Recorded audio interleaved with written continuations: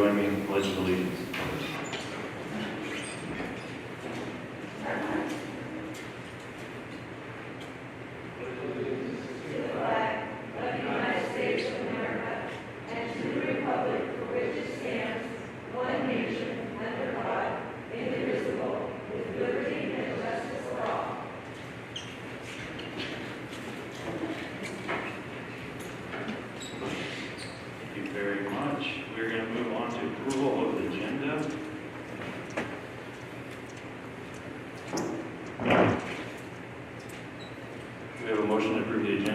So moved, Mr. Chairman. I second. All in favor? Aye. Motion. And opposed? Motion passes. Mr. Superintendent, would you mind helping us with comments from the public tonight? Thank you, Your Honor. I will do that. I have a public comment summary tonight. There are 7 comments. 1 positive comment about the school board, 1 negative comment about the school board, 1 comment in support of Tokina and Central as standalone K-5 schools, and 4 comments in support of the FACT team. I have streamlined the comments somewhat. There were a couple that, even with that, could be over 3 minutes, and so I reduced them further to keep them under the 3-minute time limit. Public comment number 1 from CJ. To the Greater Albany Public School Board. Thank you, Greater Albany Public School Board, for your leadership and willingness to act and make tough decisions. I'm a person of mixed race. I see the board's commitment to all members of the community in your board actions. All of you play a huge role in the community, and we appreciate what you do is challenging. We've proven to the majority that elected you that we made the correct candidate selections. Our local and national election process is not perfect, however, it is still the best in the world. I find it extremely refreshing to see your leadership in action. Although many will be critical of your actions, they are not in the majority voice of the community. Do not waver, do not tire, do not falter, remain steeled in resolve and in your focus to continue serving our children, families, and communities that comprise gaps. Public comment number 2, Barry Hoffman. Board members, I'm keenly interested in what goes on in and around Tokina Elementary because my house is a stone's throw away. I believe whatever happens in and around Tokina can and will affect my property value. I'm not opposed to developing Tokina, but I listened to the board meeting from 9/20/21 and in particular to board member Nyquist's questions. I did some rudimentary calculations using a tool to measure property. South Shore is approximately 8.75 acres with 45 parking spots on campus. Oak is approximately 9.64 acres and has 32 parking spots on campus. Tokina is approximately 6.02 acres and has 23 parking spots on campus. I have several concerns regarding developing Tokina, traffic and parking availability being at the top of the list. Safe walking access to and from Tokina is next. Since this is a neighborhood school, you can expect a good number of students and family members to walk to and from school in daylight and darkness. If you approach Tokina from the west on 12th as a pedestrian, the sidewalk on the north side of 12th, then the sidewalk ends at 1130 Lawn Ridge. There's no crosswalk from where the sidewalk ends. Access to the south side of 12th is not ADA accessible and not marked, so also not a safe route to school. 12th and Lawn Ridge has a marked crosswalk, but it leads to a 3-inch curb, not ADA accessible. Mid-block at Tokina, park on the north side of 12th is a crosswalk. The park side has a ramp, the school side is a 3-inch curb, not ADA accessible. The rear entrance to the property from 13th and Lawn Ridge, or along Tokina Street from the south towards Memorial and West Albany, all have issues and are 3-inch curbs with no ADA disabled access. It seems to me that in order to develop this property further, the whole site would need ADA access. You mentioned kids walking from a mile away across ELM to get to Tokina, to get to Tokina. The solution was to install a school zone and a school crosswalk at Elm and 12th. Of course, nobody slows down through that area, but it's still marked, and that was the solution to kids needing to cross Elm to get across to either school. Nobody looked at 9th and Elm, but those corners are now improved and 9th is improved. I love the mindset of returning both schools to K-5. Downtown needs these neighborhood schools. They are part of the lifeblood of the community. I understand there are a ton of inadequacies at Central, the heating, technology, etc., and so forth. I agree with the bad optics of closing a neighborhood school to move offices at a time when the city is growing. It doesn't seem to make sense and it looks odd from the outside.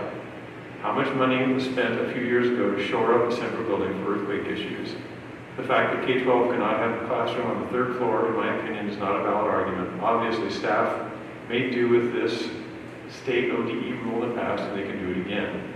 Maybe it would be best to spend the $12 million on the heating and technology issues at Central and fix what needs to be fixed at Tokina, get both of them ready for another 50 years of service, and return them both to K-5 schools. Finally, the entire argument from the staff and superintendent at the time to split the schools K2 and 3-5 was to improve collaboration among staff, allow staff to deal with problem children by providing another teacher in the same building, and thereby improve the test scores of both Central and Tokina kids. I say, show me the data. Public comment 3, Stephanie Kahn. Hello, it's been brought to my attention that the FACT team in GAPS has been reassigned due to it being in the best interest of their safety and that of students and families of FACT. Their reassignment has me very concerned and confused for the below reasons. 1, the average number of contacts for a FACT worker on a typical day is 15 to 20 people, with most of the meetings happening on porches or in parking lots with an ample amount of social distance.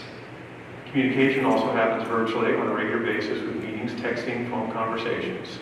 I'm curious how the majority of the FACT staff being reassigned in elementary schools or middle schools with an average of 400 students and seeing multiple of those students in a day in person is a better solution as per your keeping everyone safe tactic. 2, the grant that funds their positions is now being used to staff recess, ? Medicaid pays for them to provide medical, dental, mental, and vision resources. Is that money now being fraudulently used and not being allocated correctly for those under a contract? It's federally mandated, number 3, it's federally mandated that every school district have a McKinney-Vento liaison. This is a position you've taken away. The person who is in that role has so much experience working with homeless youth, which includes undocumented students. This person had all these relationships and partnerships with agencies, including the Oregon Department of Education, a great number of advocacy groups that support and help families and children who are homeless so they can get an education. 4, do you not remember how important it is to build relationships with the community members utilizing FACT? This staff helps struggling families with the school district who have a hard time trusting anyone. It takes a lot of years with those families, building relationships, continually showing up for them, supporting them. So instead of spending about 15 minutes in person with a small handful of humans a day, you have these incredibly talented staff doing recess duty with hundreds of students. Something just doesn't add up here. They are around more people now and have left our most vulnerable students who are homeless without their liaison to protect their education. This act is heartless. The system is flawed, and I'm incredibly disappointed in GAPS for these decisions. Comment number 4, Mackenzie Hatter. I am mad, sad, angry, heartbroken, shocked, and completely disgusted at the vaccine mandates being set in place for our community's FACT workers. If relationships are key, why would the district, you guys, choose to strip about the only support these families have?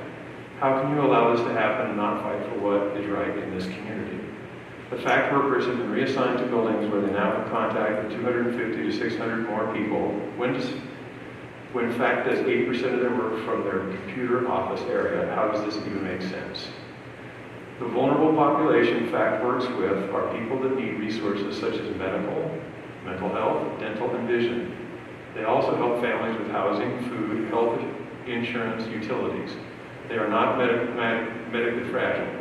Who will help them now? What's the plan? Is there one? After doing some research, I found FACT is paid for by Medicaid money and are completely out of compliance if they no longer connecting families with those resources. How is this legal?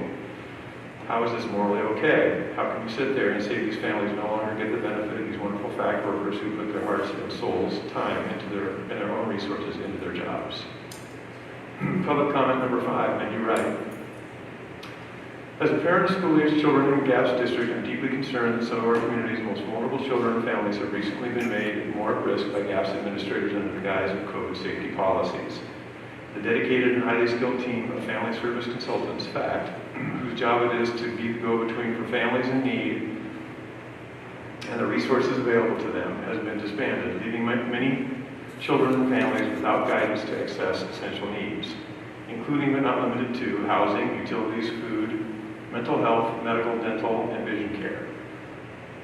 The district has labeled these families our most vulnerable in regards to these new COVID vaccine policies that have reassigned FACT team members to do jobs well below their specialized skill set.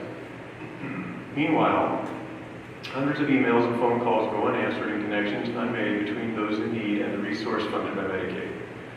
GAPS has failed to understand that the vulnerabilities for these kids and parents lies primarily in the daily necessities of life, made all the more difficult by the government's never-ending COVID restrictions and policies. Taking away crucial established relationships between FACT team members and our most vulnerable kids and parents in times such as these is egregious. The FACT team performs 80% of their job from their desk, outside of the schools. Why would GAPS reassign them to work in school buildings interacting with between 250 and 600 plus children, including by their definition vulnerable children, and staff if the policy is to minimize supposed COVID exposure? This is another failure of a swift, blanketed COVID response without the foresight of the great implications for our community. Let's not make worse what's already bad enough, especially for our most vulnerable. Public comment number 6, Aaron Hull. I'm writing today out of a deep concern for the actions taken by a handful of leaders in the GAPS school district seemingly covert decision to cancel the Disassemble the FACT program. It is the social services arm of the school district and funded through a reimbursement of Medicaid dollars. This money is brought in through the annual Medicaid Administrative Claims Survey, which is organized and administered by the FACT team. These funds ensure that each year the district has the capacity to support students' educational success by reducing barriers to medical, dental, vision, and mental health services. As a former GAPS FACT worker 5 years, I know that teachers and staff have come to appreciate and rely on the support of the FACT team. Teachers and school staff have recently expressed their shock and concern at the decision of GAPS leadership to pull the plug abruptly on the program. The question arises as to why these unionized workers with signed contracts for the 21-22 school year have been removed from their positions, reassigned, and informed that new FACT workers would be hired to replace them. The most shocking and unbelievable move by the district leaders is the displacement and reassignment of the GAPS McKinney-Vento Liaison. Did you know that it's a federal requirement for school districts to have a McKinney-Vento Liaison? The liaison is charged with representation and advocacy for homeless students. These sudden and unjustifiable changes to the FACT team's contracts and assignments has left the most vulnerable students and families of the GAPS district at an even more vulnerable state. The FACT team, along with other GAPS employees, have worked over the last year to ensure safety by employees mitigating practices to continue to provide guidance and support to students through all the changes, mandates, closures, etc. They effectively minimize student and staff in-person contact by learning to complete over 90% of their work virtually with other agencies, families, students who now prefer digital online communication. Can the district at will, despite contracts, remove and then rehire an entire program and team? Is this punitive and discriminatory action as an equal opportunity employer? How does the district justify the decision to remove or cancel a team whose only recent change has been the disclosure of deeply held religious beliefs? How does the district justify their reassignment when these private and protected religious beliefs have a zero impact on these employees' ability to perform their jobs in a safe and effective way? Lastly, will the district choose to write these unethical employment decisions rather than risk wasting of valuable time, energy, and resources on impending employment discrimination lawsuits? I implore the district to reevaluate their steps and do it as ethical, lawful, and right. Public comment number 7, Samantha Sheely. Members of the board, I am grateful that the district is requiring vaccination for volunteers and not offering vaccine exemptions for this group. This ensures the safest environment for our students, particularly those who are at greatest risk. Our school staff is already operating under enormous stress, having to verify exemptions would add to the staff's burdens. In regards to the district's first listening session, I was shocked by some comments, but in particular those made by a GAPS employee working with some of the district's most vulnerable students. I am grateful to those who called her out on her highly inappropriate analogy. I was disappointed by Director Morrison's response, his refusal to condemn her rhetoric, and his chastising of Director Thompson for leaving. I support Director Thompson's decision to leave that environment. When words would fall short, actions may make the strongest statement. Anti-Semitism should not be tolerated and deserves an immediate response. I'm sorry that this fellow board member was unable to see the level of awareness that took Thompson to stand up and through his actions make it takes full counter statement. The new board members would greatly benefit from the EDI trainings they are currently lacking. Such training would aid them in developing the level of awareness that's necessary for elected officials when engaging in public interactions. I hope the board will create guidelines to clarify listening session decorum and create a procedure for ending inappropriate comments. Our district has a zero tolerance policy for hate speech in its schools and classrooms. This policy should apply to all district activities. The listening sessions offer no alternative or online option for participation. People who work evening hours, like childcare, or who have other medical or logistical challenges will be unable to attend these strictly in-person meetings. This limits the voices that are heard to a very narrow sample of the community. To gain better insight into the concerns of the community, the listening sessions should be accessible to the whole community, or the board needs to allow in-person and fully read email public comments at board meetings. In the matter of Tokina and Central, if the interest is in preserving the integrity of the historic building, moving Central students to Tokina would better ensure that goal. Central is seriously outdated. The updates need to ensure a safe environment for students, would alter the building's appearance more than those required for alternative uses. This is not a new idea. Some programs are already housed at Central, such as Albany Online. Additionally, moving students from Tokina to Central for the 3rd through 5th disrupts their education and the bonds they have made with staff. Yeah. Thank you, Superintendent Saxon. All right, the next agenda item is E1, and that is going to be our Proclamation American Indian Heritage Month. I'm going to start reading. This is a proclamation to recognize Native American Heritage Month for the Greater Albany Public Schools Board of Education, number 2021/223. Whereas the Greater Albany Public Schools honors and respects tribal nations throughout our region and our country, past, present, and future. And whereas GAPS acknowledges Native American and Indigenous people have lived on this land since the time, and we honor the history, ancestry, contributions, and legacy as we are here to promote and respect Indigenous heritage of the United States and Oregon. And whereas to show respect for Indigenous peoples and their sovereign nations, GAPS recognizes their enduring relationship to the land and the spaces we all inhabit and share. Whereas we are committed to the practice of teaching and acknowledging and raise awareness about histories that are often suppressed or forgotten, of vast lost or created sauce of land across Oregon and the nation. Whereas Greater Albany Public Schools sit on the ancestral land of the Kalapuya people as part of the Confederated Tribes of Grand Ronde Community of Oregon that include over 30 tribes and brands of Western Oregon, Northern California, and Southwest Washington. And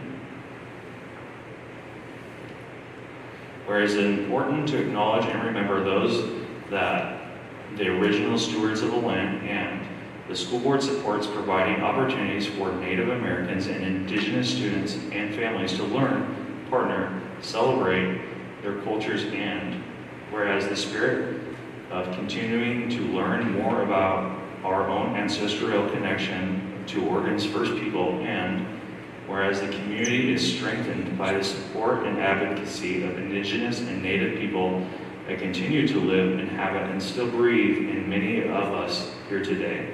And whereas the school board has affirmed its position of being a safe and welcoming school district that invites everyone to reflect at some point on the place where we all are from and how the past interacts with the present. And whereas the school board is committed to creating successful educational outcomes for Native Americans and Indigenous students. Now, therefore, the Greater Albany Public School Board of Directors proclaims November 1st through November 30th to be a Native American Heritage Month, and encourages all members of the community to offer respect and honor whose home Oregon landscapes, land, rivers, environment has ever been home to the Native American and Indigenous students and people. Adopted this day, 25 October 2021. Moving on to E2, that is going to be Mr. Morse and Mr. Thompson.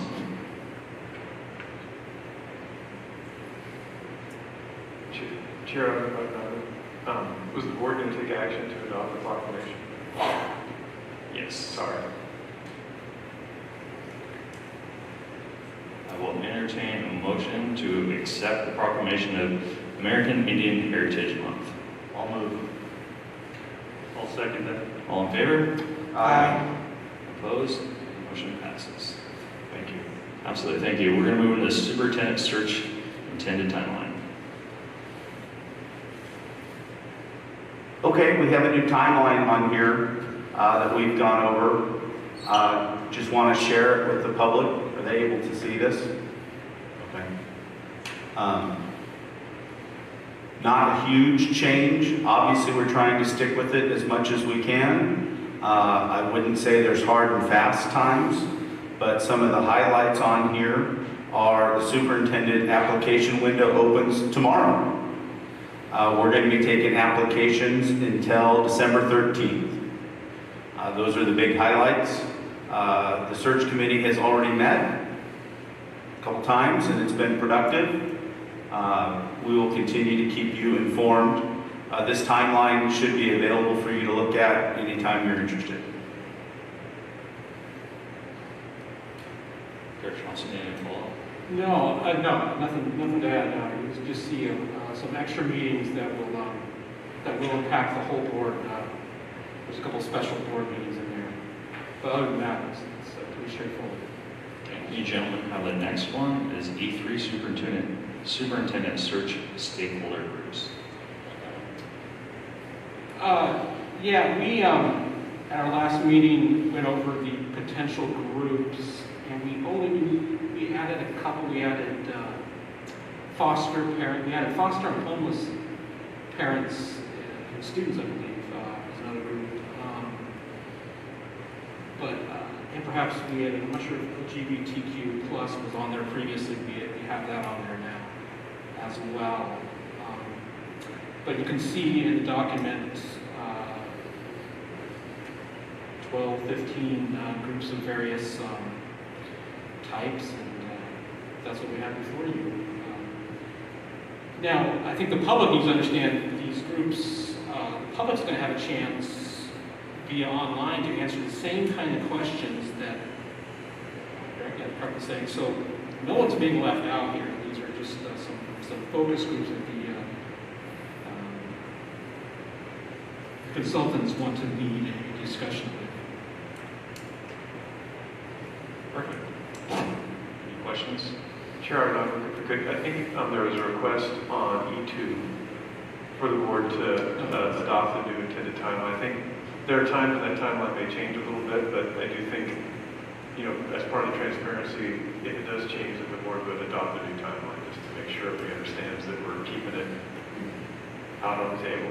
Okay, I'll move that we adopt the new timeline. I'll second that. All in favor? Question? Sir. So is there anything, thank you, Mr. Chairman, is there anything outside of this timeline? There's been any recommendations of the group we hired?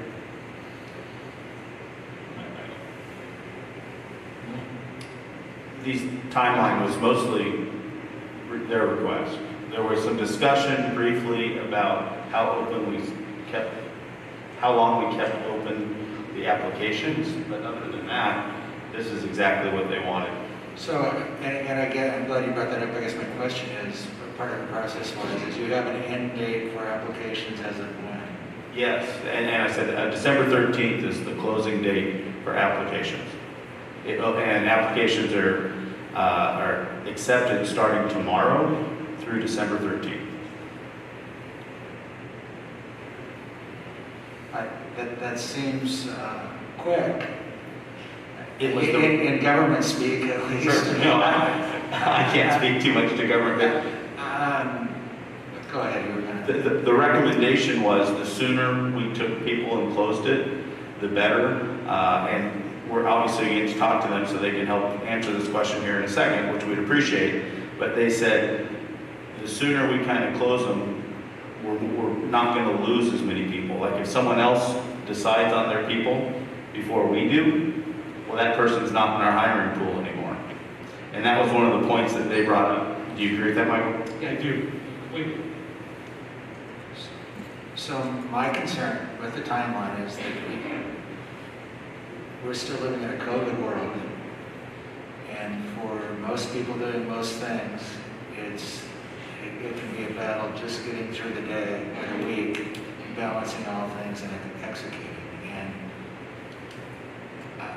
I would have a concern that by the 1st of December, that some talented people who might be interested in doing something different or going somewhere else will be so focused on what they're doing that we may miss an opportunity there.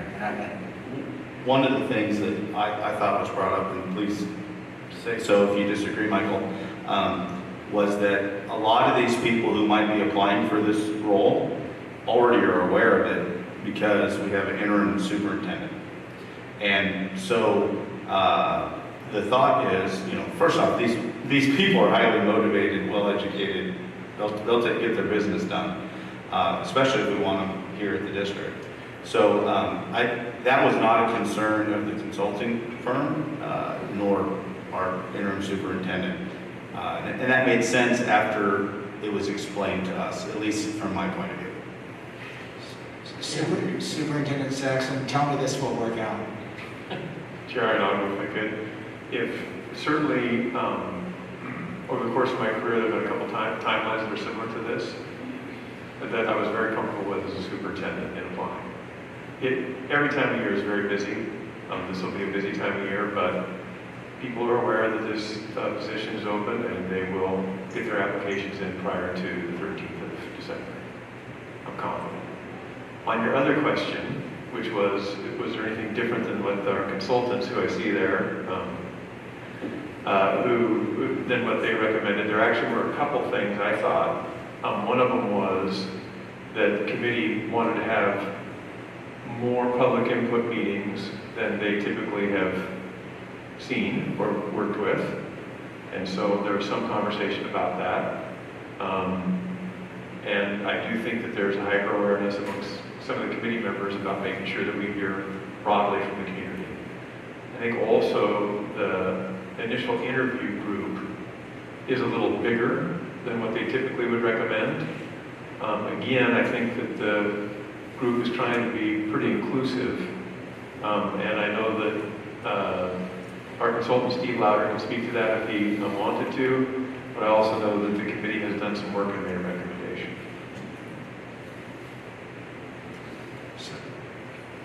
Just one last question, and thank you for your indulgence. What happens if we get to December 13th and we think we need to do some more vigorous recruiting? We're approving a timeline that has time-certain dates. And is there any flexibility in this timeline should we think we need to make adjustments? Because ultimately, I just want to get it right, and I don't, tell me if I have to be married to a specific timeline if the facts on the ground are indicating I should do otherwise. I'm probably not the right person to answer that question, but certainly our two board members or Mr. Louder might be able to do that. We want to stay to the timeline, but the timeline is not anything that is written in stone. Well, we're approving it, or there's a motion. Sure, but we It can. isn't just written in stone, it'll be written in the minutes, and the public will expect that we... Sure. But we just changed it too. Yes. It was something else. If we need to change it, we can talk about it and change it. Obviously, we don't want to change it. Obviously, the consultants and our expertise has told us that this is the right timeline. But if something were to happen, I mean, obviously, we would have to address it and change it. Agree. It's an aggressive timeline, but I feel like you're right. We can't assume anything. So we have to come back. We'll come back. Coming back happens a lot too. I will vote for the motion with, I hope, the understanding that this is a fluid moving process, and if we need to revisit anything in the timeline, that we can have that discussion. Good point. Good point. All right, let me reread. The motion to approve updated intended timeline, including additional special board and executive session meeting dates and superintendent search team tasks as presented. I'll move to approve. I'll second. All Any further discussion? All in favor? Aye. All opposed? Motion passes. All right, gentlemen, now you get E3.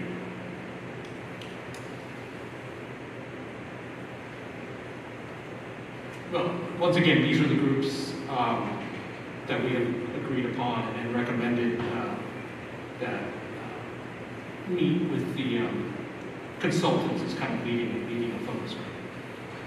Okay, so I'll entertain a motion to approve stakeholder groups as presented. I move that stakeholder groups as presented are approved. I'll second. And discussion. Sorry, I just have a quick question. Last year it was presented by the board for this 2 student representatives who have a vote. It doesn't actually count as anything, but I think it'd be great for the public to see that we're like in this. Would that still be permitted this year? So we need to go through the Okay. motions of the meeting, but please, if you do have something, just raise your hand. I'll make sure we get it right to you. Thank you. Yes, ma'am. I was just gonna say, this is a lot to try to cram in with all different groups. I mean, it's inclusive for certain, but it's a lot. So it's gonna be challenging for the consultants. I'm not opposed to it, I'm just saying it's a lot.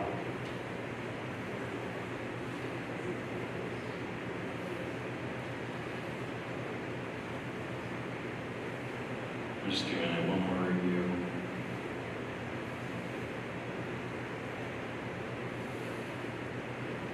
All right. All in favor? Aye. All opposed? Motion passes.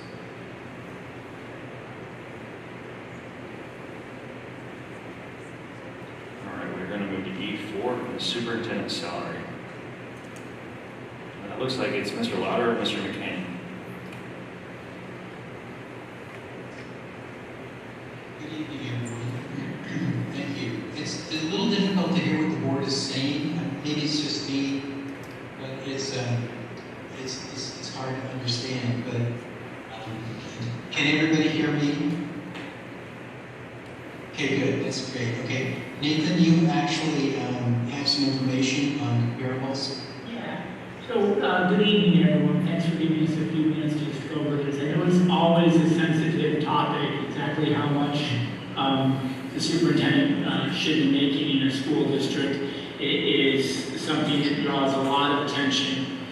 I would say that it's easier when a board, sometimes there's a desire perhaps to say, let's try for a year and then we'll correct the salary if the person does a really good job. That's typically politically more difficult to do once the person's in the job than it might have seemed at the onset. And am I coming through okay? Yes, sir. Can everyone still hear me? Yeah, we can hear you great. All right, perfect, thank you. And then number 2, it really does make a big difference as far as who may or may not apply for the job. And that's one of the things that I heard at the very beginning of this conversation when Steve and I joined was a genuine concern about exactly how many applicants the position may draw. Greater Albany is a well-known school district in a desirable area. As Steve mentioned before, plenty of in-state applicants are already aware of this job. Plenty of people within the Pacific Northwest are aware of this job opening, with Rob in the interim chair currently. There is a really good likelihood that we'll have a sizable national district sized in a way that makes it large enough to do a lot of exciting things, but not so large that it's perhaps a district that some people would find to be unwieldy. With that, though, and the current state of the district and the tenure challenges that the district's facing in the superintendent's chair, it would seem that a big message needs to be sent on a competitive salary that's going to draw folks. So if you think about a superintendent that might be making right now in that $175,000, $185,000 range, a $15,000 or $20,000 salary increase isn't likely going to be enough, nor is commensurate with the challenges that await that next superintendent to really be competitive. And so the recommendation, looking at some of the current superintendent salaries of some of the more larger districts within Oregon currently, would be a recommendation from McPherson Jacobson that we're looking at a salary of $220,000 to $225,000 as a base salary for this position, which is different than the current salary that the district's been paying for that superintendent. We'll also add that as we take a look at those numbers are comparable with this year's numbers. One of the things that I think Steve does a nice job of often is talking to school board and saying, when we're looking at salary comparables, they're already going to be 1 year old because we're starting talking about a superintendent will be assuming that position in July for the next year, and we're looking at comparables with this year. But it will send a message to candidates that have already started to inquire and look into Greater Albany and say they're really serious about upping the compensation and recognizing this is a big job and there are a lot of challenges that await. And additionally, just the fact that COVID has been exhausting for superintendents around the country. So part of asking superintendent applicants to move is going to be a salary boost that's commensurate with those challenges.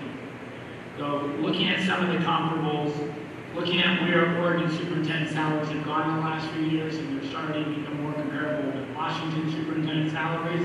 This also gives you a chance to look at both California and Washington candidates as really viable in pursuit of this job.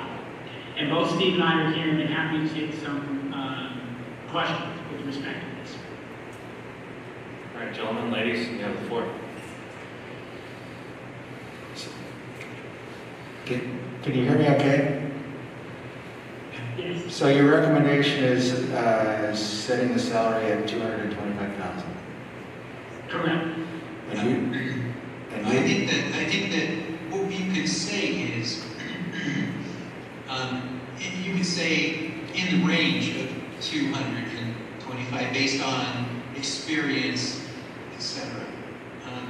Because if you got somebody that you really like that had maybe less experience, you could offer a little bit less in salary. But I don't want to get you focused on offering less, because what you want is to draw the very best candidates with a lot of experience.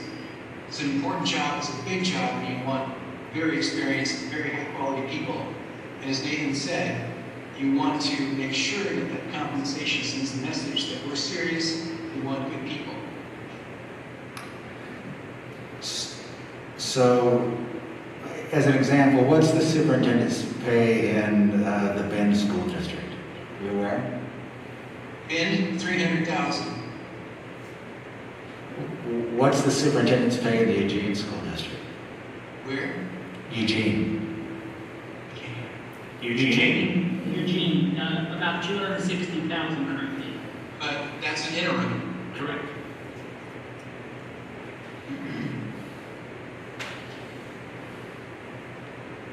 I, for one, certainly want to make this a competitive salary and get good talent, and I think it's worth, it's a lot of money. There is no doubt, okay? You think about that kind of money, you're like, wow, that's a lot of money. But I also think it's very important to realize that we want stability and talent here, and right now in the current environment with COVID and the craziness going on with school districts, superintendents and administrators are going through a lot of stressful times, and they're working hard. We certainly want to stand out as a district that someone who has the resident skills and talents, we want them here. We don't want salary, $10,000 or $15,000, to make the difference between them going somewhere else or coming to us. So I certainly believe that we need to be willing to pay a competitive wage and entice good candidates to apply to Albany.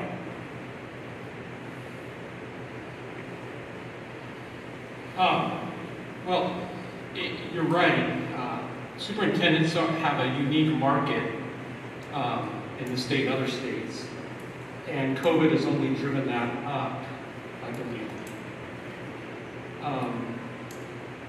However, I know what the last one was making, and to go from that, for me, to 220 at the lowest,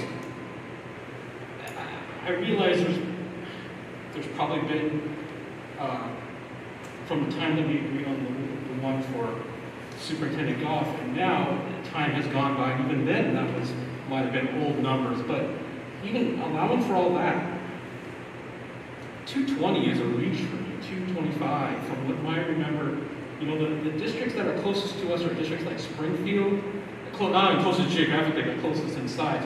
I'm trying to remember from my head, I don't have all my paperwork for it. Places like Springfield and Bethel. I don't remember them all, but certainly was Eugene or Ben. Ben's a worthwhile comparison, but that's not the point. The point is, it was only a few months ago we were at a certain point, and that's what it costs to be a superintendent. And the idea that we're going to jump it up so high, so dramatically high, now you're going to have to convince me more that we're going to go that way. And the details would be also other compensation as well. So I would just say this, if I might, that there are positions in our community and in our region where the compensation has nearly doubled in the last year. And it's the marketplace, and it is what it is.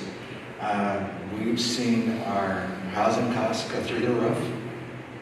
We used to think that we could get a bit of a break in the way of compensation in this area because housing was a bit cheaper than other markets. I don't think that's the case today.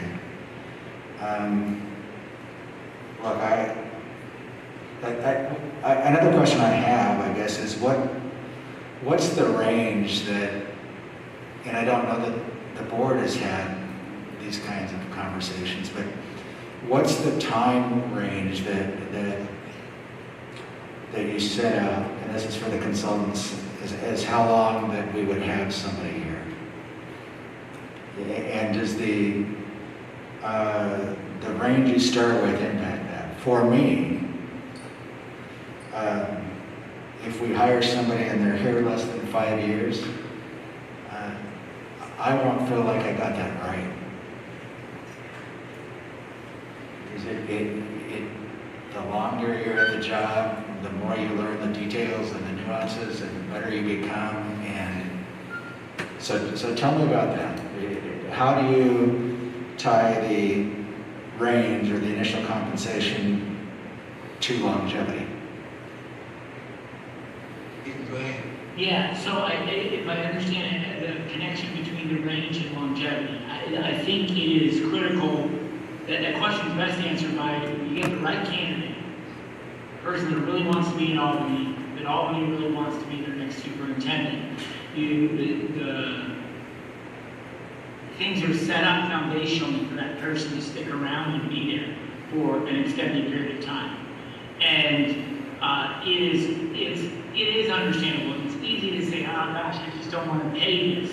And then at the end of the day, you think, well, geez, would I pay an extra $15,000 to have a highly successful superintendent versus one that is that either the board's starting to feel like we're having trouble working with, and now we've got to go back out and start this process again. Maybe the community hasn't completely gotten as excited about their internal stakeholder dynamics that have made it less than enthusiastic. And then you think, well, geez, $15,000 to make all that go away, I would have done that. Now that doesn't mean that by paying someone $220,000, $225,000 that you created a foolproof system. It does mean that you send a message, and more serious, more experienced applicants are going to be stepping forward. And there's likewise concern right now about exactly what is the longevity of their superintendency in Greater Albany. And that's a conversation during the interview process that I would encourage the board and those candidates, those finalists, to really engage in. About this is what we hope for, as the school board and listen to the candidate too, who's saying, this is what I'm looking for. And compensation's one factor, but all those other work conditions, particularly that relationship that she or he will have with the school board, is a big part of what's going to promote that longevity going forward. So I think just that there's one thing I did to go back as a consultant and talk to candidates about immediately is, hey, from one of the very earliest meetings, the school board was concerned about longevity and getting the right person in there that they can see shepherding the schools for an extended period of time. And for most superintendent applicants, that's something they're looking for as well. Can I add to Nathan's comments? Go. The thing the board doesn't want to do is to undervalue the job, number one. What you were paying before really probably does not reflect what the going rate is for the job right now. And it's hard because this is the time you have to make the investment, you have to make the jump, because you can't, as Nathan said, you can't do it in the future. What you don't want to do is get somebody and then have them there 2 years and then have them say, I can go to Tiger Tualatin for another $30,000. It's the same amount of work, and why would I do that to myself and my family? You want to be able to pay them a reasonable compensation and stay current so that you hold the value in that individual, whoever that person is. So, you don't want to be penny wise and pound foolish. You want, because you're going to invest in another set of consultants, another round of interviews, and that's going to run you another $25,000, when you think about it, and in a couple of years. So getting it right now is very important. I know it sounds like a lot, it sounds like a big jump, but in the end, it is the rational, smart business thing to do. So one of the things that when we heard all the consultants, put in for the job, that I personally really tied into with both you gentlemen were the numbers of longevity you have with your candidates, and your placement of your jobs. We unfortunately have, and I know Chris has said this a couple times, she's been here for 4 different superintendents. We want to change that. We want a superintendent to come for the long term and really get into our community and understand our community and allow our district to grow and prosper. And I'm throwing numbers out there, please. I remember in your presentation you guys had numbers, but the last placements you guys have done, it was like 65-70% had been there over 5 years, and then 10 years was like 55%, and 15 years was, that, to me, that spoke volumes. I was like, great, we want that. So if at some point during this you could repeat those numbers, I would appreciate it. Yeah, I think what we said is over the last 5 years, about 80% of the administrators that we recruited into positions are still in the position they're hired for. 50% of administrators were still in that superintendency in 10 years, and 40% at 15 years. So, one of the things I think we also talked about is it's a process that really encourages the exploration of fit from both vantage points throughout the process. That's why the stakeholder engagement is so important. That's why spending so much time in the vetting process with superintendent candidates is really important. And then everything I'm hearing tonight is equally important. It's that board pushing on those finalists and allowing for those finalists to push on the board during that interview process to say, yes, this really feels like we're singing from the same sheet music. This is exciting, and that's what sets you up for a tenure like that. So if I might add, what's our annual budget? Didn't hear that. What is our annual budget? $200 million a year? I think it's around 135 million. 135, excluding one-time grants and things like that. So the baseline is 135. So this position will make decisions that will impact the spending of $135 million. Their decisions alone could mean tens of millions of dollars in a given year. I am not an expert on what superintendent salary should be, but we went out and hired one, and I think we need to take their recommendation. I completely agree with you. And I'd like to echo Dr. Morris's comments. One of the reasons I liked McPherson Jacobson was because of their longevity that they've proven. I like their salary range. This is what I came up with looking at other districts. Is Albany falls into like number 12, 13, 14 is where we fall in the biggest districts of Oregon. But we really want to be looking at 9, 8, 10. We want to be moving up and forward. Then I also, because nobody goes into education for the pay. Every one of the people I'm looking at right now could double their salary in the private sector. So I took away the title superintendent and I put CEO. And a CEO would be making probably just shy of $250 for this size of organization, this size of budget. You just take the productivity out of it and exchange it with education. So I'm pretty happy with this. I think this leads us to a long-term plan for longevity and open the market to a lot of people that are still on the fence about applying. So I appreciate the work they've done, and if anyone else has any more comments. Well, I do want to acknowledge Councilman Thompson's concerns. It's a lot of money. We've hired experts. This is their recommendation. We need to get this right. If we did something different and didn't get this right, I would feel terribly about it.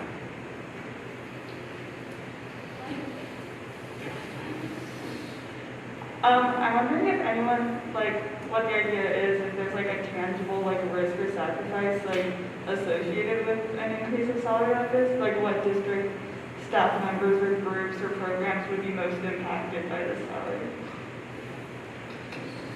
My understanding is that the district's current budget, aside from one-time funds and fees, has a substantial surplus. So I wouldn't be doing this in the context of eliminating a teaching position or any other services or anything we're doing. And if I've got that wrong, somebody needs to tell me. Chairman, just for our projected beginning fund balance this year is $12.7 million. So, Thank you, great question.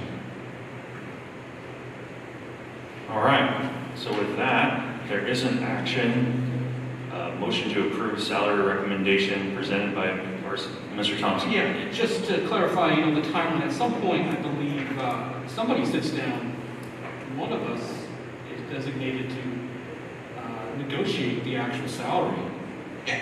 So I understand this is out there for advertising purposes and all that. I'm not, it is what it is, and I'm not going to renege on that, but a lot of this real detail is going to be handled by one of us, or two of us, however we set it up, with the potential superintendent and their representatives. So,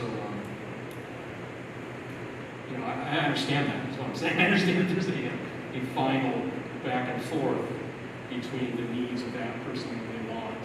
And some of that discussion that was mentioned, I think, would be part of that. You like me, you want me, here's what I need, kind of thing. So I understand that's going to happen later on. We're approving the window sticker price tonight. That's kind of what we're looking I agree at. with that, so that's fine. So where are we procedurally? Was there a motion and a second already? We were about to do a motion. I'll entertain a motion to move to approve salary recommendation as presented by McPherson and Jacobson. I'll move to accept the recommendation. I'll second. All in favor? Aye. And opposed? No. All right, gentlemen and ladies, we are going to move on to E5, the superintendent search discussion community interview team and application process.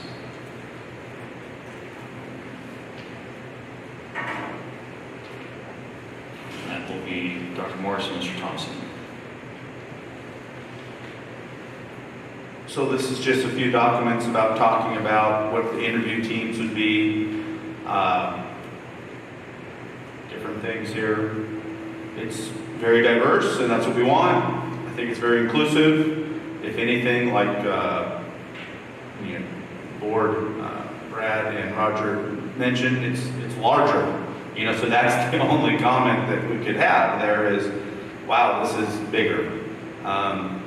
Is that necessarily more efficient? No, but we're definitely getting everyone's opinion and opportunity to speak, and we thought that was highly important. Agreed, and I wonder, I saw on there's this, ideally you would apply, and there's a certain offered times. I think there was like 18 people. If someone was not able to make another 18, any of those times, would we maybe do a 17 or 16? That's still a big number, but...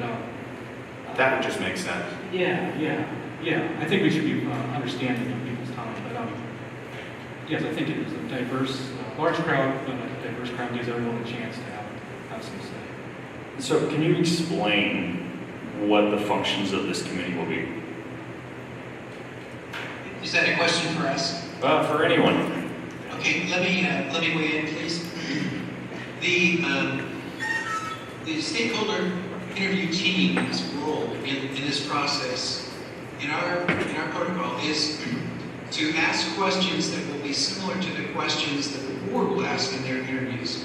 So they're going to get a similar look at each candidate. We recommend, because this is a board decision, this is not a decision of the two committees. The stakeholder committee's role would be to interview these individuals and to make a list of their strengths and weaknesses of each of those individuals that is submitted in writing to the board, that the board will look at after they make their preliminary decision, after their interviews are done. We do this because it gives the board a second look at these individuals. Now, I will tell you that from experience that 99% of the time, the strongest candidates in the community stakeholder team are the same as the board's strongest candidates. But this allows the board to have that second look and say, well, we're aligned, we're correct, and we can move forward. Or, gosh, they saw something we didn't see, so maybe we need a second look at these individuals. Maybe we'll have a second round interview. That's rare, but that does happen. That allows the board to have that community, staff, student input without them feeling like they're making a decision, in that you don't want that. You don't want that team to feel that they're part of the decision process. They're part of the process. They're not part of the decision-making process, because that alone is vested in the board. And the board has to be the individuals who make that final decision. But having that information gathered, if you will, from the broadest possible net is very valuable, not only to the success of the future superintendent, but also in making sure that you have the very best decision you can on the individual that you select. So it's important. The reason we're recommending, I'm not sure if you've seen this, that team be around 10, is that allows each of those individuals to ask 2 questions. You can get about 2 questions, 10, 20 questions in about an hour.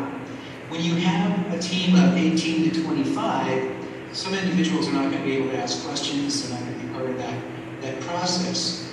You could, however, if you feel that there are individuals that you must have part of that team process or interview type process, you could have an alternative venue where you have around 10 individuals, including teachers and classified staff and community members and students, be in the formal structured interview. And you could have another group of individuals that would have a presentation by these candidates. They could have 30 or 40 minutes to make a presentation. They could do a similar kind of thing, but it wouldn't be a structured interview. In that way, you have 2 smaller subsets of individuals, still giving you more information, but it's not as unwieldy as trying to organize and run an interview team of 25. That is just, in our experience, is just too large. You run into issues of confidentiality, and it just, the recommendation we have is around 10 is a good fit. And again, it works. Our history is that we bring you good people that stay a long time if you follow the protocol. Having said that, this is your process, and if you really need to have an interview team of 25, we'll work with that, but that is not our preferred situation or the recommendation of the company. Thank you, sir. That was actually addressed my concern to the search team. 21 seemed a little off-putting to me, that there's going to be a lot of opinion with 21 different opinions, and opinion's good, and that's why we're having these listening sessions with stakeholder listening groups and surveys. But 21 seems a little difficult to interview in front of. I have a lot of questions. And I'm not sure, based on what I'm looking at, that I'm ready to approve this tonight. I would like a couple of weeks to research that, maybe talk with the consultants one-on-one, Superintendent Saxon, maybe talk with you. But we have a substantial conflict here between the recommendation and the list we have, and I'd like some time after hearing the input to work through that. I take it there's no need for a hard deadline on this one to do tonight. So we put this on the agenda for the next board meeting, and this will give the group time to come up with some ideas for the board. Chair, I'm now absent a motion on this, and I think we clearly carry it forward to the next board meeting and give an opportunity for the committee and the consultants to have some conversation and come to an agreement on where they want to go with this. I know this is a recommendation to the committee. I think that was absent some discussion with the consultants. I think having them talk about this and bring it forward to the board would be a good plan. Thank you, sir. Any other comment before we move on?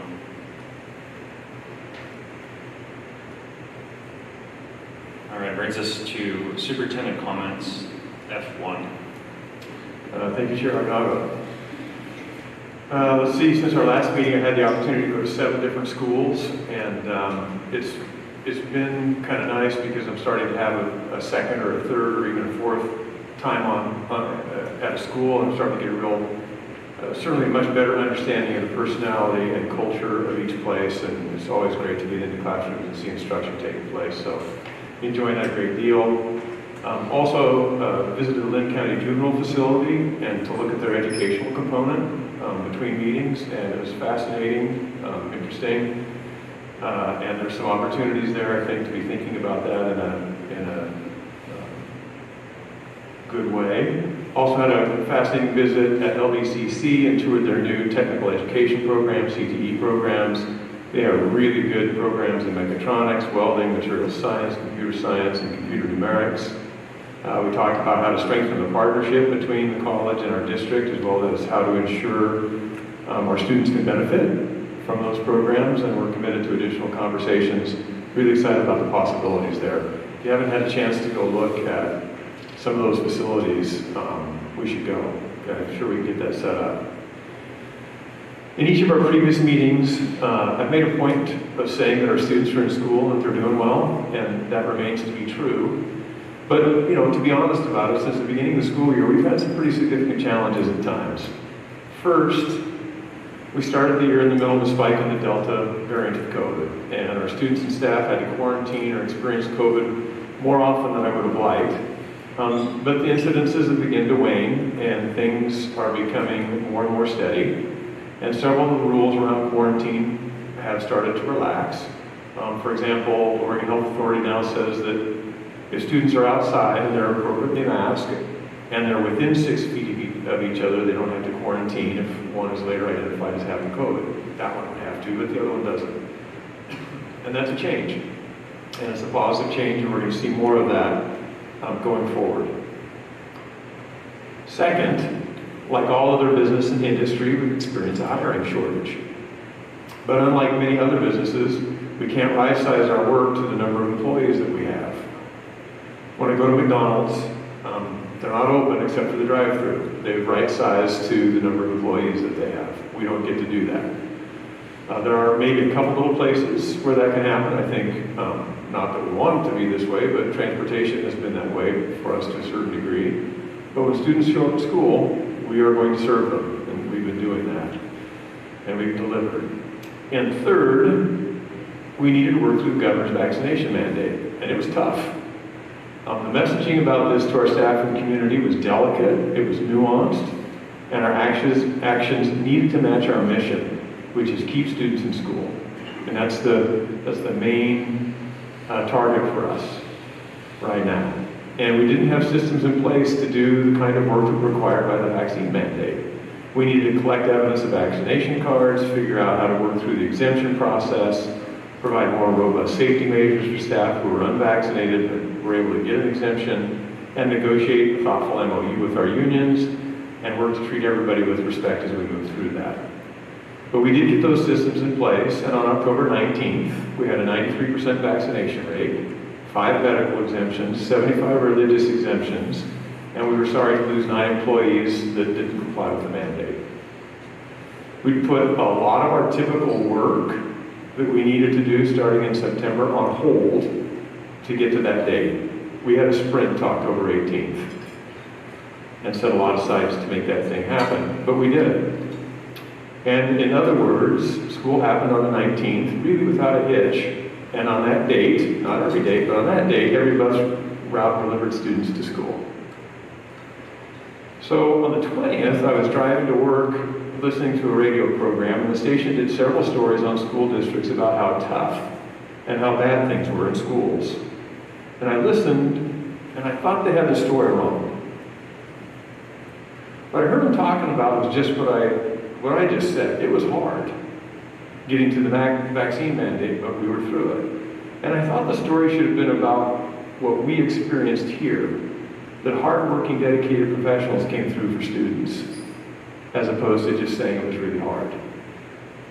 Transportation, food service, maintenance and operations, business office, HR office, classified staff, teachers, administrators dug deep to get us to where we are. The numbers of meetings, record keeping, reliance on relationships that allowed us to get to where we are was nothing short of heroic, in my opinion. And that's the story that I wish could be told, is that a lot of people stepped up to the plate, put in some Herculean effort, and made this go. And I think that happened in the Albany district in spades, but it happened all across the state, and I wish people would sort of step up and recognize that. Now we're turning to the work that we put on hold and pushing hard to get caught up, because again, a lot didn't happen as we were doing that work. And I know that there are people in the community who want us now to begin to do the same work with volunteers. Collect vaccine cards, get unvaccinated volunteers into the schools by holding exemption meetings for medical or religious reasons. What I'm going to tell you is that we've started to do the work on having volunteers be able to be in our schools and working around our schools who are vaccinated. So as soon as we finished this work on the 18th, our HR department shifted and said, if you're a volunteer, you can now send in your vaccine card to us so that we know that you are, and of course you have to have the same background check that you've always had to be a volunteer in our schools, and we'll have some volunteers in our schools, and that started to happen. When I think about the sheer numbers of volunteers that we have in our schools, it's really pretty phenomenal, and it makes a difference in the kind of education that kids get. We want to be able to do that. However, it's really difficult for us to do that in instances where people are not vaccinated. Again, our primary duty is to keep students in school and as safe as we can, and allowing unvaccinated volunteers into our schools does increase the likelihood that COVID can spread in our schools. And I know that vaccinated people also can spread COVID. We know that there are breakthrough cases, but not at the same rate as those who are unvaccinated. So we simply don't have the capacity right now at the district to process another set of exemptions. So if we were going to, the state says that the district can or cannot allow unvaccinated volunteers to have exemptions and be in our schools. Right now, we don't have the capacity to do that work, to actually hold the exemption meetings. Anyone in our district who has been granted an exemption has also agreed to weekly COVID testing and to more robust masking. So the idea that we would hold exemption meetings, approve or deny those on the grounds of medical or religious, and have the weekly testing and the more robust masking, and ensure that all that's going to happen now, when we have put work on the shelf and we're trying to get that done, and that we don't have the kinds of systems in place to cause that to happen, is not a realistic expectation. And we simply cannot do that now. I don't know why that's happening. Simply can't do that now. And so I just want to say that I'm sorry to disappoint on that, but it is where we are. And I know that our measures are working, the ones that we put in place, that we're keeping kids in school, and hopefully the COVID case count will continue to diminish, and we'll be able to get back to something more normal at some point over the course of this school year. So that's where we are right now. I want to make sure to explain that, because I know that we've had some pressure around we need to get unvaccinated volunteers to the schools, and we just simply cannot do that at this point in time. I do want to say, I think about the numbers of volunteers. You kind of think about classroom volunteers, but sometimes they don't think about the people who are working at the concession stand on a Friday night, and students are in that concession stand as well. Or they don't think about the person with the timer in lane 8 at the swimming pool who's timing the student who's in the swim meet, who's a volunteer. Or the person who, you name it, who's running the score clock at the football game, who's doing all these different kinds of things that we running the chains up and down the sideline, and on and on. There are tons of volunteers. The idea that we can get a hold of those who are vaccinated and get that okay is going to be another pretty big piece of work. But the other around the exemptions, we just simply don't have the capacity to do it. So, Thank you. Superintendent Saxon, thank you for the conversation around that issue. It's a hard one in that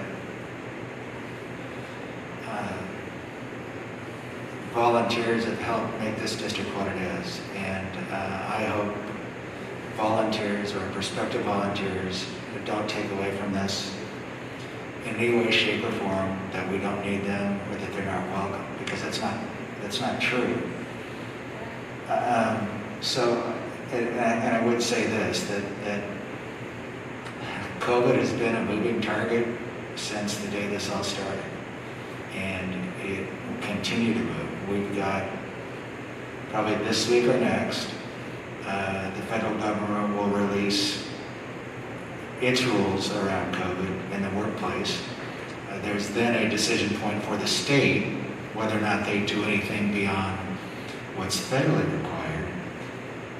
And so knowing that, and I don't know that there's even any contemplation that any of that addresses volunteers at this point, which has been a very hard part of this whole thing. So I would just ask that you as you can, come up with some type of plan to deal with the issue. Knowing that by the time you come up with a plan, that the facts on the ground might change and the plan might need to be adjusted. But I think from my perspective, volunteers, vaccinated, non-vaccinated, if you've contributed to this school district, you should know that we're working to get to a place that in the end everybody wants us to be, because we're all in this together and we should do the best we can. And I thank you. I thank the team at GAPS. When the governor's mandates came out, frankly, I didn't think they were achievable. So I think a lot of people have done a lot of hard work in this organization. A lot of employees and teachers have made some hard decisions that they really didn't want to be forced to make, and they did it for the district, for their employment, That 18th is a big day. The fact that we got through last week and we're still operating is a major accomplishment, and we should look say that. Thank you, Board Member Nyquist, and thank you for your comments. And just to be clear, if anything I said in any way diminished the volunteerism, like how much we appreciate that people volunteer in our district, I would not want that to be what people heard. We think that the volunteers here are incredible, and we want people to be here. We want them to volunteer. It's part of what makes our district, and has made the kind of success we're able to have with kids. We also need to make sure that we have the capacity to do the work that we have in front of us, and so that's the issue. Thank you. All right, thank you, Mr. Superintendent, and we will move on to board liaison reports. Sure, I have one. Rob Saxon and I met with Natalia Pisano of the Albany Latino Parents Advisory Council. It was great to get to know each other and brainstorm how we can improve K through 12 education in our district. Neff has already been helpful to me by answering a few questions and giving me an opinion on things, and that's been great. So I appreciate his willingness to help out. And board member reports. Yeah, I didn't have a liaison report, but I just want to say, earlier, it was last week, another great presentation by Director Cervantes and his group. Keith Koklau, with founder and leader of Albany Pride.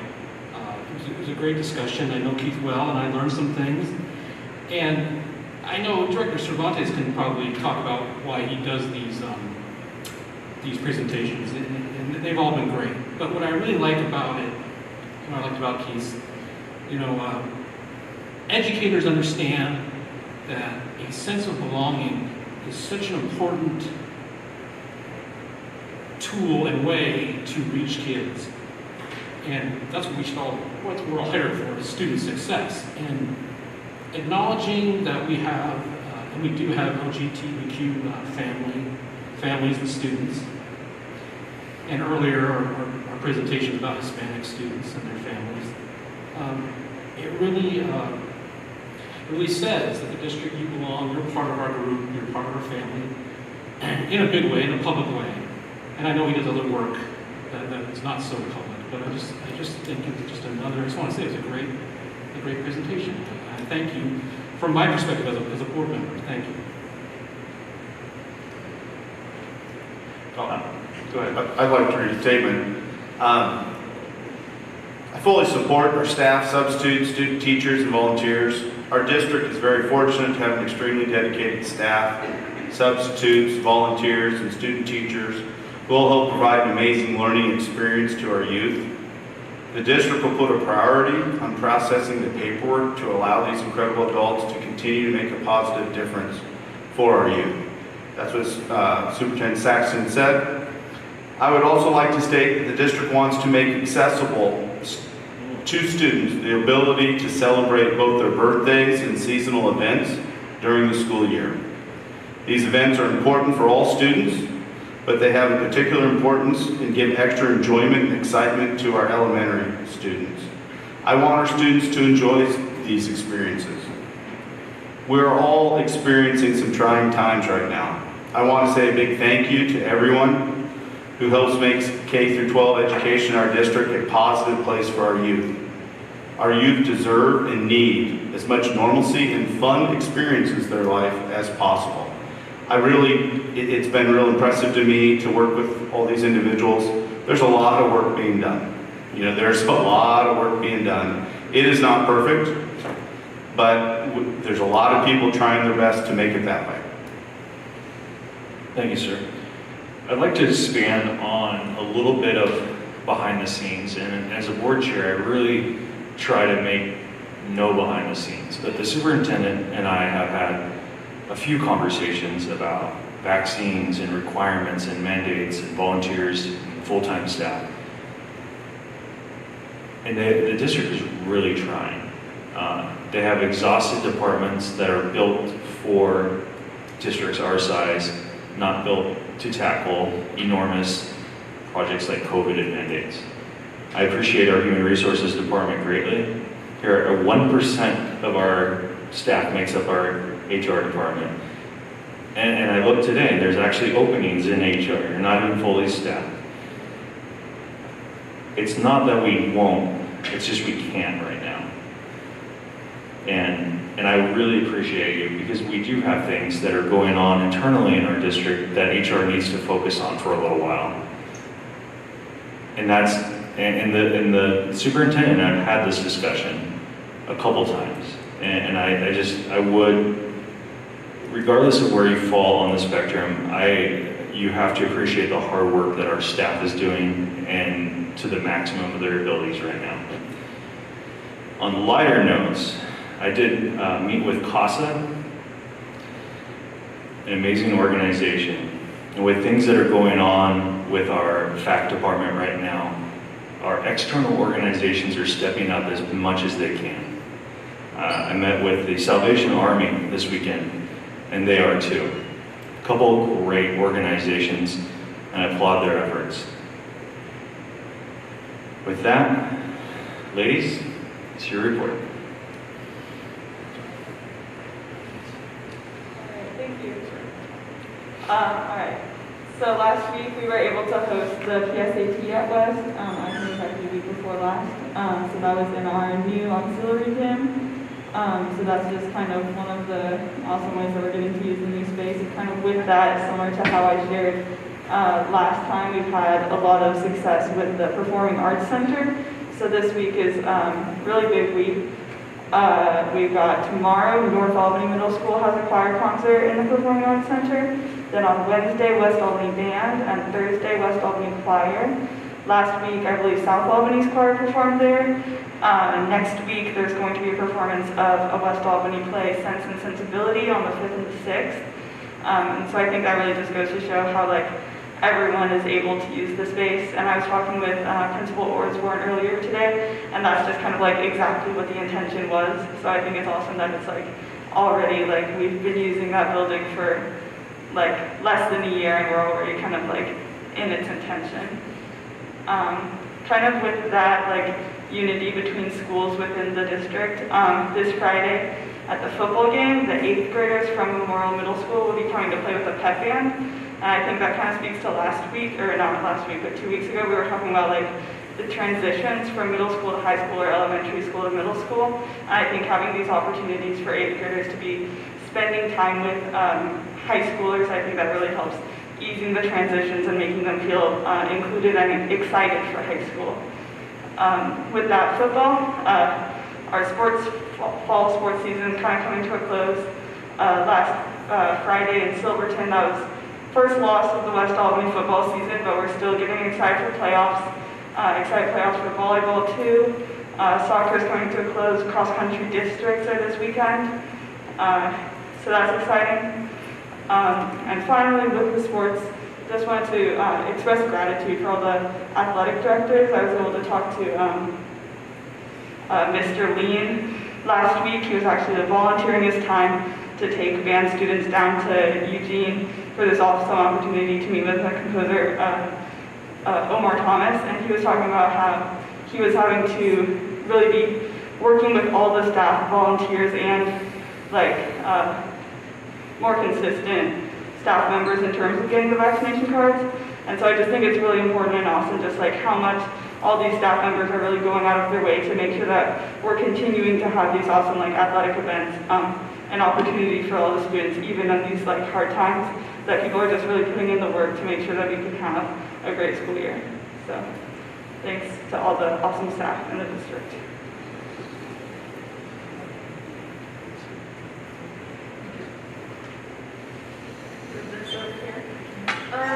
So, great job at the fall choir concert. It was fun to finally hear our kids sing inside and not outside in the sprinkles and the cold. It was great.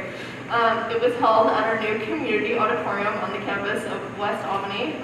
Thank you, Stuart Welsh, the West Albany band director, for making the night great for our South Albany choir kids. And we especially appreciate the red lights.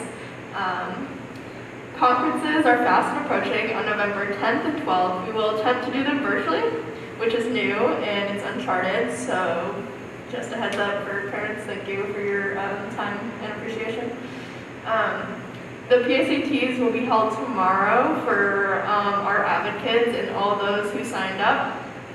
Football and volleyball are looking better and better each week to make the OSAA playoffs. Cross country has their district meet on Saturday in Lebanon. Top 3 teams go to state. Our boys team ranked 2nd in districts and 4th in state. Athletic successes in all sports this fall created some great school spirit and awesome crowds at the games. As well with, I would like to give a shout out to Caitlin Sawyer, which is our head in our career center. I genuinely think she could praise herself for some students going to college. I could not imagine trying to fill out plenty of my college applications and FAFSA alone without her help. So I just think she's an amazing person that we appreciate at South, all students do, and she's helped so many underprivileged kids with many things. I would just love to put her name out there. Along with that, we had our Civil War games last week. We don't need to talk about who won. It's all, we're all equal here. And I would just like to give a shout out to our students for their amazing sportsmanship that happened at the game, both with South and West. And one thing that I would like to talk about, the school board has done a lot with being open and just speaking about things and just keeping it a So with that, it doesn't have to be talked about now, but in the future, I would love to know more about why the FACT program was taken down and whether or not it was a school board decision or a state decision, or if there's something that I don't feel like people are getting, because I was a little confused about it. So I would just love to know more about that, whether it's in like a statement that's put out or our next board meeting. So. Thank you, ma'am. And Director Nyquist had one more. Did you detect the enthusiasm in those voices as they talked about the athletics and the after-school stuff? And this is the time of year where you get to those playoff competitions, and it's neat to see the team and the community supporting the teams on the field. And so I would just encourage everybody to pay keen interest. Go to the OSA website and just pick out a team or a game of the neighbor kid or somebody in the community. And it's a lot of fun, and our students are building memories that will last a lifetime. They will also remember the support of people who are around them during that time, whether it be water polo, soccer, cross country, volleyball, or football. I went to to Monmouth on Saturday to the South Albany Central game, and it absolutely is more fun than an old guy should be able to have for $7.50. Hats off to those two co-coaches, David Younger and Jeff Luber. I think they've done an outstanding job with the program this fall. They had a little bit of adversity at the end of the game, and I thought they handled that very well as well. Couldn't be more proud of them. So, and I as well would like to know more about the FACT program and the details behind that. It wasn't that I can remember a board decision. Don't know that needs to happen tonight, but I'm interested. All right, thank you all. Don't see any presentations tonight, so we will move into the consent agenda. And I-1. Entertain a motion to pass. I just have a quick question. Yes, sir. Temp written by all those, and that's normally not the case. Can you help me understand why that is? Chart, and I don't know if I could. Looking over it. Ms. who's asked if we might be able to answer that. So for the additional FTE, that .17, that would be on top of somebody's full-time position, and so that's just a temporary, we do that 1 year at a time, so that individual is already whatever they're working, this is an additional piece. The temporary is, it's not a permanent year to year. And I would look at the other positions as well. Right now, our setup is temp. More likely than not, it's because we didn't find somebody at the beginning of the year. This wasn't a summer hire. And once we have started the year, we usually start those as a temporary for this year. We repost in the spring, and these individuals, if they're happy with their positions, very likely apply again. And sometimes not, they move on to something else that they want to do, but the temporary is for the amount of time within this year that we have them hired. So because they're not going the whole year, because they're getting It's been practice. It's been practice once the year starts, and as we get into the year, this far into the year, it is a temporary position.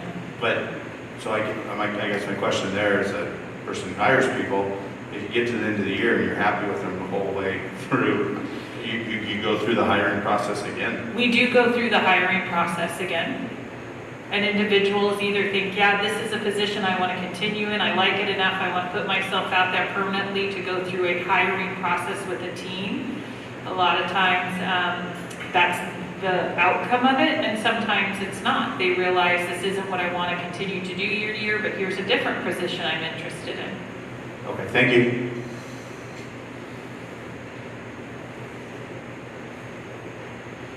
So entertain a motion to pass I-1.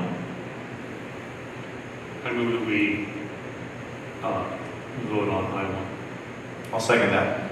All in favor? Aye. And opposed? Moves on to I-2, and I will entertain a motion to pass that, and that is our classified. So moved.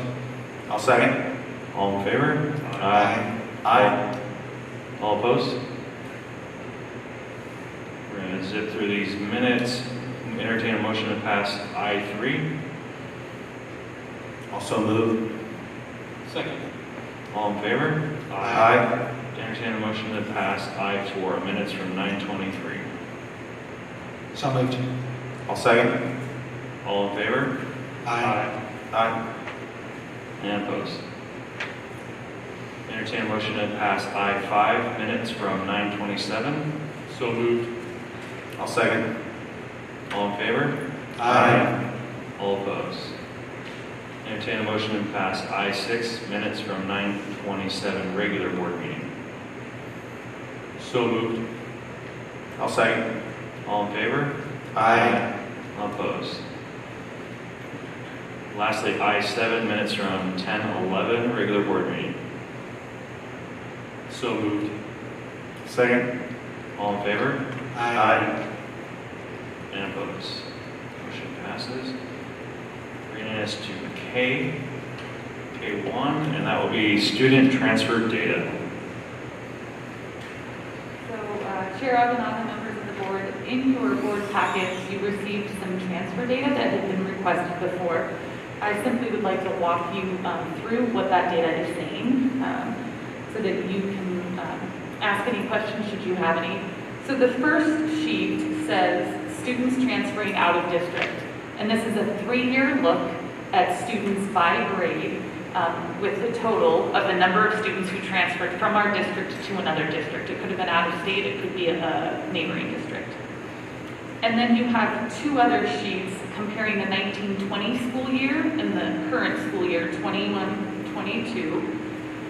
And you have 4 main categories that you're looking at. The first is the number of students in our district that are attending a school other than their resident school. And a few things to note. You'll see this year it's increased by quite a bit because all of the students who are attending AOL or RIM are counted in that number. And that's about 400 and some change. You'll also see the number of students from outside of the district by grade level. So you'll notice, for instance, this year, the 21-22 school year, we have 119 students that have come from other districts into our district, and the highest number of those students came in the 12th grade, 20 of them. You'll then see by schools in our district, the number of transfers into that school and the number of transfers out of that school. There are some specific things to take note of. One, of course, AOL and AOS, it says there are no students out because they are not resident schools for any student. So only students are coming in. You'll also see some numbers that are quite high and might have you wondering. A few things to remember, South Shore is a program. And so there will always be a high number of transfers into that school, and it's specific to that program. Also, resident area students who don't want to participate in that program transfer out, and they generally transfer to 2 schools that you'll see have higher numbers of students transferring in. Those tend to be Periwinkle and Waverly. So those account for some of those numbers. And then finally, you'll have schools, students that are coming from outside of the district and the schools they are attending within our district. So for instance, the first one is AOL. Our Albany online program has 30 students who transfer from other districts into that program. And then you'll have it broken down by school and grade, again for the 1920 and the 21-22 school year. Lots of data. If you see something that is interesting, either in the amount of students or in the movement, generally there's a reason behind that, either programmatic or otherwise. So for instance, we had students who required EL services, English language learner services, that their resident school may have been an elementary school that didn't have those services, and those students had to transfer to another school who could provide those services. Once students transfer for elementary school, for instance, they are allowed to attend that school for the remainder of their elementary years, and that of course they will be included as a student who is attending a school that is not their resident school.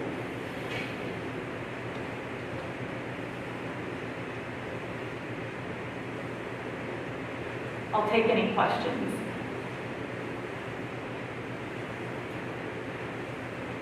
So, I'm looking at the Tokina Central. Can you kind of explain the data on those for me? I know it's different than all the rest because one's K through second and one's 3 through 5, but I'm just trying to understand it. Sure. So in the 21-22 school year, schools by district, there were 0 students that transferred into Tokina, and Tokina is a K2, and 44 students that transferred out to other schools within our district. If you look at Central, there were 8 students that transferred in to Central and 21 that transferred out. So could you explain that to me a little bit? So I mean, what I'm seeing there is more transfer out of Tokina than Central. Well, I'm trying to understand that. So we would have to kind of dive down into each of those individual transfer requests, but there are a few things. One, some of the schools that will have low numbers transferring in will have low numbers transferring in because they don't have space. Because we won't transfer into a school whose class size is above a certain amount, right? The other, particularly for Tokina, is if you have an older child and you want them to be together at a school, you will have them together at a school. So if you had an older child who you had gotten a transfer to another elementary school and maybe they're a 3rd grader, you want them to stay together, you would have your kindergartner or your 1st grader transfer to that same school. Thank you, that makes sense. Yeah. This report has always concerned me a little bit because I look at FTEs for students. So you look at Tokina, they're almost missing 3 FTEs with 44 students transferring out. And that can really shift our educational process for that school. The other thing I think is true also at Tokina there are no, and Executive Director Cusack, you can correct me if I'm wrong, Tokina does not have EL services at their school either. And so any student who is in the resident boundary for Tokina who requires English language services would have to transfer to another school. And then accommodations for students that are transferring out of South Shore. Are there any, I know when you transfer schools, you're basically your transportation, all of that is going to be on your own at that point. But it could be a difficult learning environment at South Shore. It's not meant for every kid. Does the district make any special circumstances? So there is transportation in the event that the district is the one that is saying, either this isn't a good fit. Our EL students are a great example. If your resident school is a school that doesn't have those services and we are transferring you to a school that does, we're required to provide transportation. So some of these things do have transportation consequences that we account for.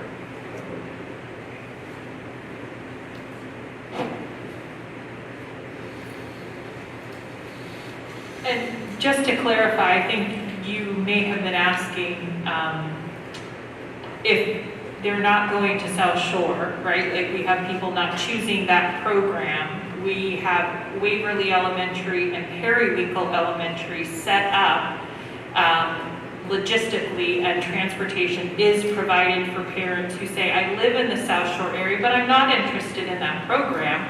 We do provide transportation to them because we're not providing it in their region. And that's why you'll see larger numbers for Waverly students coming in, and for Periwinkle as well. We have the staffing to support those students coming over there.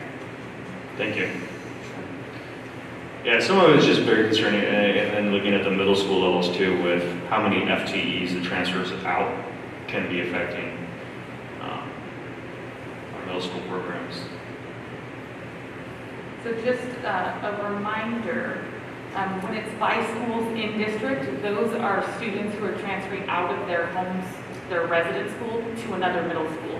Again, we have 2 middle schools that have our bilingual education program, and so they may be transferring out of their middle school to a middle school that has that program. So those are some things to keep in mind. When we look at out of district, specifically for the middle school, it's relatively small. I think we have 17 total, but mostly it is within our district and it's programmatic. Thank you. Anyone else? Thank you, ma'am. And you have the next Q2. I think the next is mine as well. So just before you have the required annual report that is Division 22 standards. Division 22 are the standards for public elementary and secondary schools that is set forth by the Oregon Department of Education. They are a series of rules that district has to say they are in compliance with for the year prior. A few things to note. There were about 5 or 6 this past year specific to Division 22 that were waived because of the COVID year. Those were things like the annual testing for talented and gifted, because that typically happens a paper and pencil test in the fall for all second graders. Other things were, a point of interest, I know some of the PE minute requirements, which are an ORS. While the ORS was still there, there was a waived requirement of the actual minutes. And so you'll see some of those. Just know that the board report you have in front of you is a template from ODE. That's required. There isn't board action. I believe it's just a report that the board reviews and accepts. That's the report that is submitted to the Oregon Department of Education.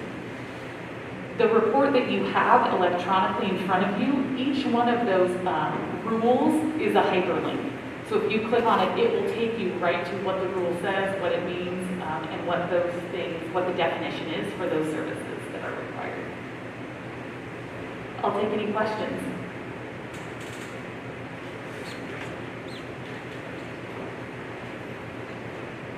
Seeing none, we'll move to K3.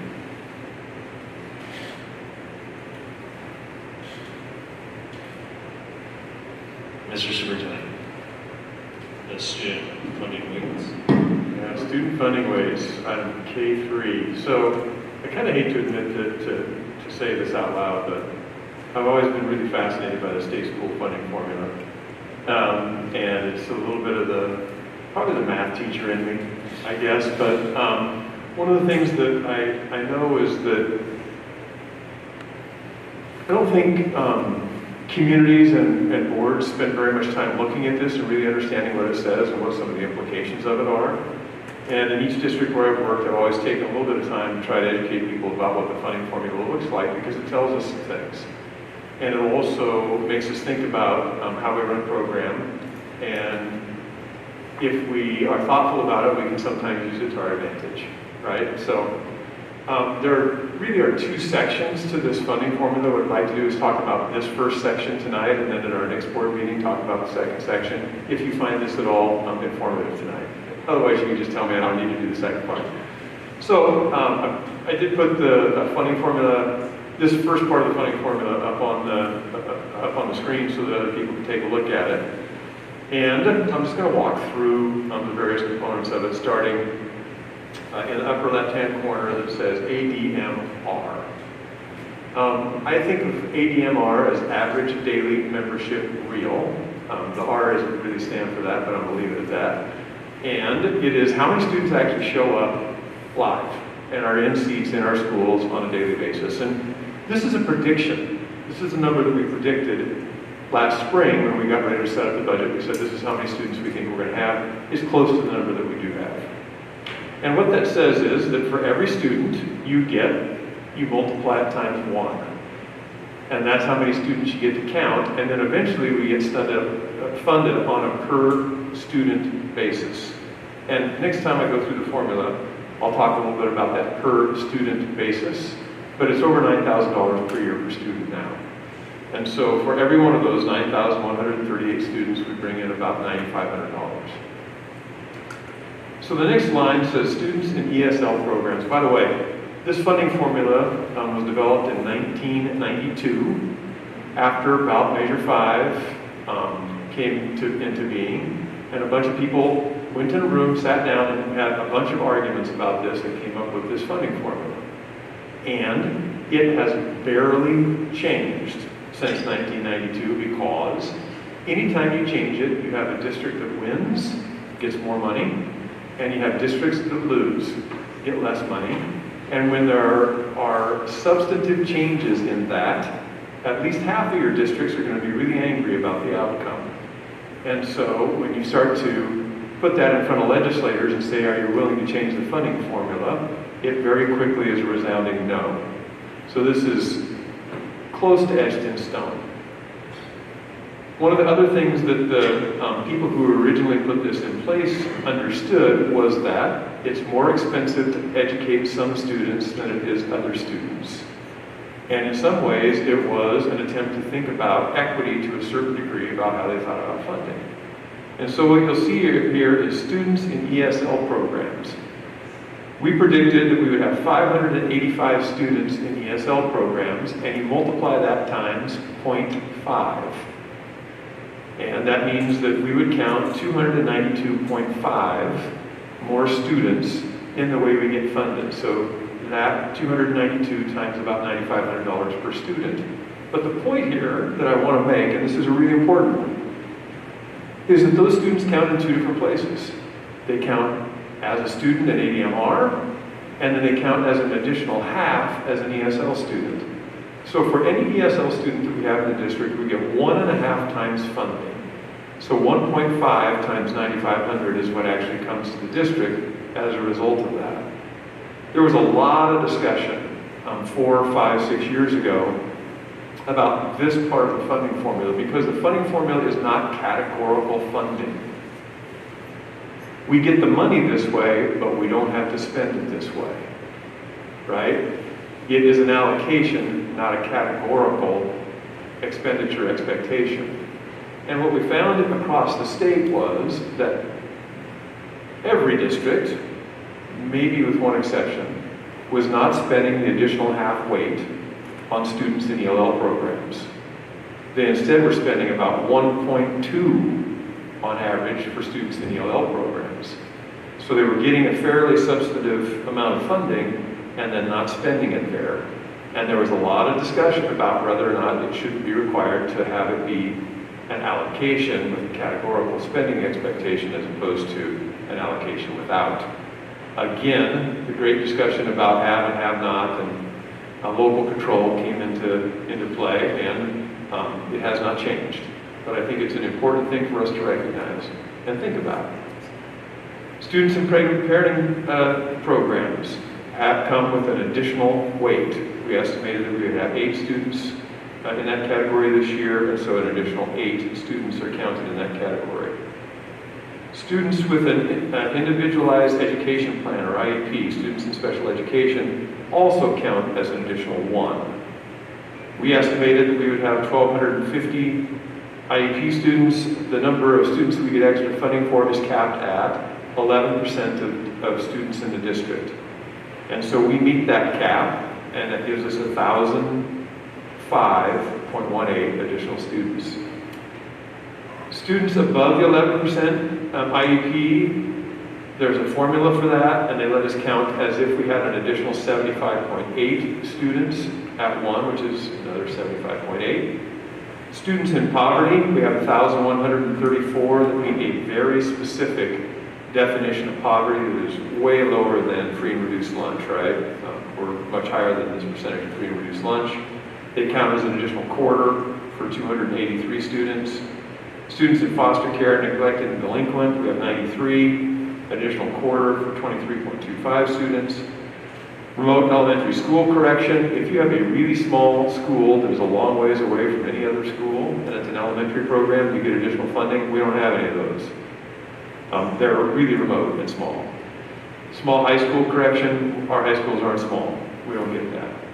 Postgraduate scholars, we don't have that. We don't get that money. So then when you total that all up, we have 10,826.24 students, and you multiply that by about 9,500 to get our state school funding amount. To the right, you'll see the exact same numbers but from the previous school year. The previous school year, we had 10,553.78 students. And then below that, it says Greater Albany Public School District 8J Extended ADMW. Extended ADMW means you get the higher of those 2 numbers of students. If you had more students last year, you get paid as if you had as many students this year. And if you had more students this year, you get paid at that number.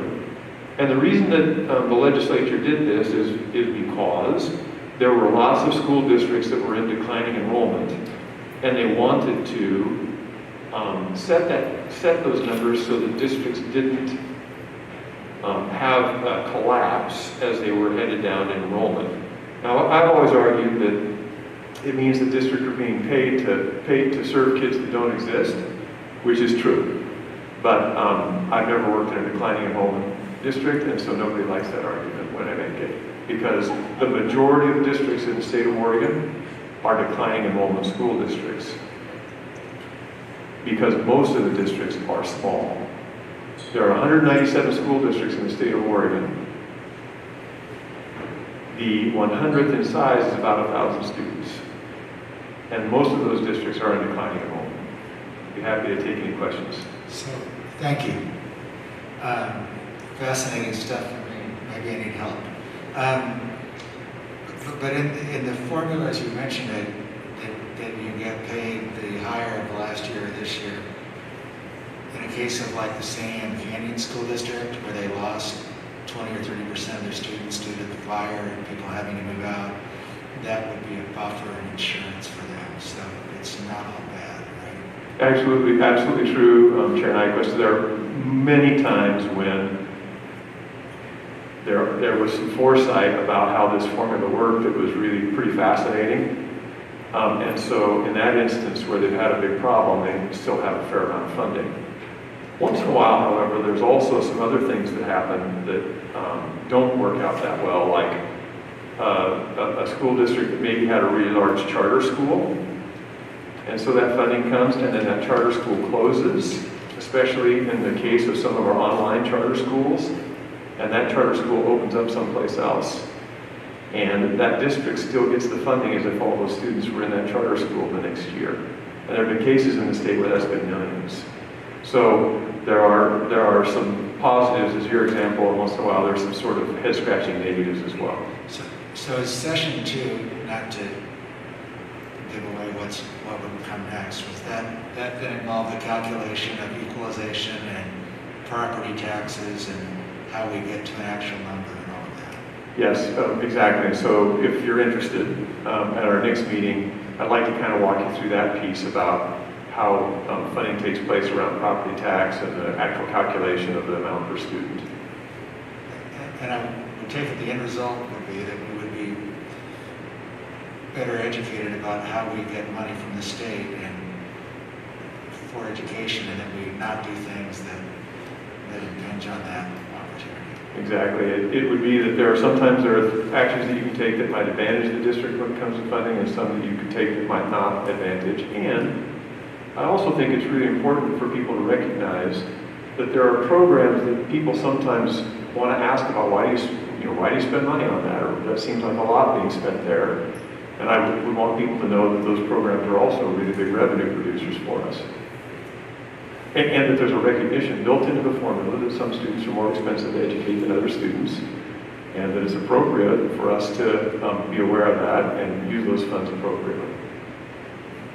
So at what point would we not be consistent with legislative intent in the way of the formula versus what a district has done? Has that ever come up? At this point in time, we're certainly in compliance with legislative intent. There's been lots of push at different times around, like I said, around especially ESL funding, an expectation about how those dollars get used. At one point, the legislature required a report of districts to say this is how ELL money is being spent, with wanting districts to say this is the percent of the extra half that we're spending on our ELL students, because it was felt that it was important for districts to show that to the public. And I think that requirement went away a couple of years ago and is not currently in place, but it was a question that was in people's minds about how that was happening and whether or not districts were using enough of that resource as it was allocated to districts. Thank you. I, for one, would love for you to do the next step of this. I think it'd be good for all of us and good for the public to see it. Thank you. I'd like to get a little input on updating. I know you talked about the legislator hates to look at these numbers, but as I look at this from a business aspect, this is our paycheck. This is our annual W-2 that we get. Things like ESSER funds and special grants, it's our commission check. That's our bonus check. You never calculate your commission or bonus check into your livelihood. You go off your regular check, right? And this is our regular check. Things like the IAP are pretty scary compared to what from 1992 to 2022 is going to be. And we're stretching our staff super thin because we're asking staff now to not only help these students with IAPs at their current education level, but any education that was lost for the last year and a half. That's where those ESSER funds come in, but I think you and I can have a conversation about looking specifically at maybe just IAPs. It doesn't list 504 plans on there. There's a few more aspects that have changed since 1992 to 2022. Yes, thank you. One of the things I didn't say, Chair Arnott, was that districts, typically, including our districts, spend more on students who have an IEP than the additional weight brings to the district. It is a place where, so their piece of this is there's not a limit on the number of weights that a student brings to the district. If I am a student who is ELL, have an IEP, and am in poverty, and pregnant parenting teen, there's a whole lot of money that's coming to the district in that count, right? We've got about 4.25 or something like that weight for a single student. So there's a lot of different things that happen within that. Thank you. Yeah. Any further? It's going to bring us to bond business reports, our monthly report with Mr. McCain.